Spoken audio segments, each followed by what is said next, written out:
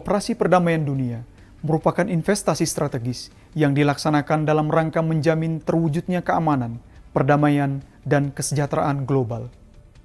Seiring dengan meningkatnya kompleksitas ancaman, dinamika operasi perdamaian dunia yang diwarnai dengan transformasi spektrum operasi perdamaian dan keamanan menimbulkan tantangan baru yang harus dihadapi oleh seluruh pasukan penjaga perdamaian. Penugasan pasukan penjaga perdamaian merupakan upaya untuk mengeliminasi segala bentuk konflik yang mengganggu stabilitas keamanan internasional. Eksistensi pasukan penjaga perdamaian dunia merupakan sebuah kondisi yang diharapkan sehingga secara strategis dapat mewujudkan perdamaian yang abadi. Penugasan pasukan penjaga perdamaian merupakan upaya untuk mengeliminasi segala bentuk konflik yang mengganggu stabilitas keamanan internasional. Eksistensi pasukan penjaga perdamaian menjadi opsi positif dan katalisator penting bagi terciptanya perdamaian yang abadi.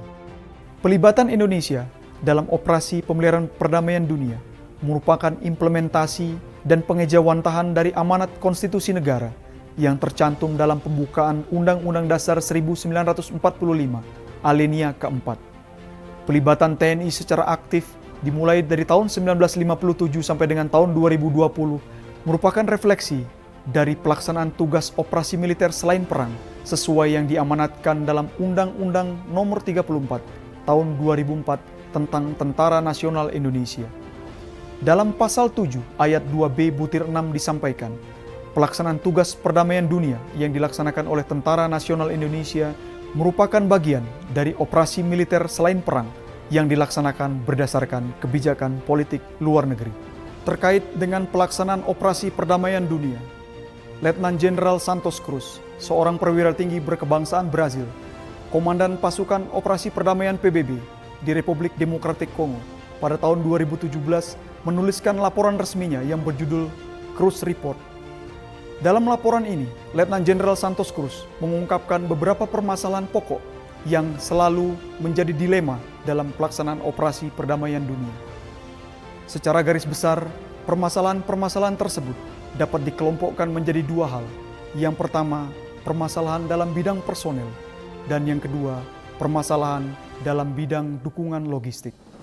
Kedua hal ini sangat melekat dan tidak dapat dipisahkan dari dinamika operasi dan pelaksanaan tugas operasi perdamaian dunia dalam rangka mengimplementasikan mandat yang diamanatkan oleh resolusi Dewan Keamanan PBB. Keterlibatan Satuan Tugas Kontingen Garuda TNI dalam operasi pemeliharaan perdamaian PBB tidak dapat dipisahkan dari peran Pusat Misi Pemeliharaan Perdamaian Tentara Nasional Indonesia. Pusat Misi Pemeliharaan Perdamaian Tentara Nasional Indonesia merupakan badan pelaksana pusat Tentara Nasional Indonesia yang dibentuk berdasarkan Surat Keputusan Panglima TNI Nomor 4 bulan Januari tahun 2007. Sesuai dengan fungsi dan tugas pokoknya, PMPP TNI bertugas merencanakan, menyelenggarakan kesiapan, serta mengirimkan dan mengevaluasi Satuan Tugas Kontingen Garuda sebagai pasukan penjaga perdamaian Tentara Nasional Indonesia. Dalam pelaksanaan tugas pokoknya, dihadapkan pada teori peran yang dipopulerkan oleh Robert Linton. PMPP TNI bertanggung jawab mengimplementasikan peran sesuai dengan tugas dan tanggung jawabnya dalam rangka mendukung pelaksanaan tugas pokok TNI sesuai dengan amanat Undang-Undang TNI Nomor 34 Tahun 2004. Dalam bidang penyelenggaraan operasi perdamaian dunia, Pusat Misi Pemeliharaan Perdamaian TNI menyelenggarakan kesiapan personel dan dukungan logistik bagi Satuan Tugas Kontingen Garuda TNI. Selaras dengan evaluasi operasi pemeliharaan perdamaian yang dituliskan oleh Letnan Jenderal Santos Cruz dalam laporan resminya, permasalahan bidang personel dan dukungan logistik memiliki urgensi yang sangat tinggi untuk segera diselesaikan. Hal ini sangat penting dalam rangka menjamin kesiapan operasi pasukan penjaga perdamaian TNI. Berdasarkan teori Matsushita yang mengulas tentang manajemen personel, penyiapan personel dapat dilaksanakan mulai tahap rekrutmen, tahap penyiapan, serta tahap peningkatan kemampuan. Dalam manajemen personel, Pusat Misi Pemeliharaan Perdamaian TNI dapat melaksanakan dan mengkonsep sebuah gagasan strategis dengan membentuk pasukan siaga operasi pemeliharaan perdamaian.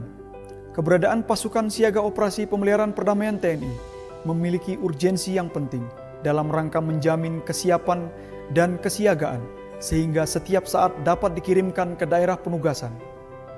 Penyiapan pasukan siaga operasi pemeliharaan perdamaian harus didukung dengan segenap aspek yang berkaitan dengan kesiapan bidang personel, diawali dari seleksi yang bersifat transparan, penyiapan pasukan melalui pelatihan-pelatihan, serta peningkatan kemampuan atau capacity building dengan bekerja sama dengan segenap instansi yang terkait.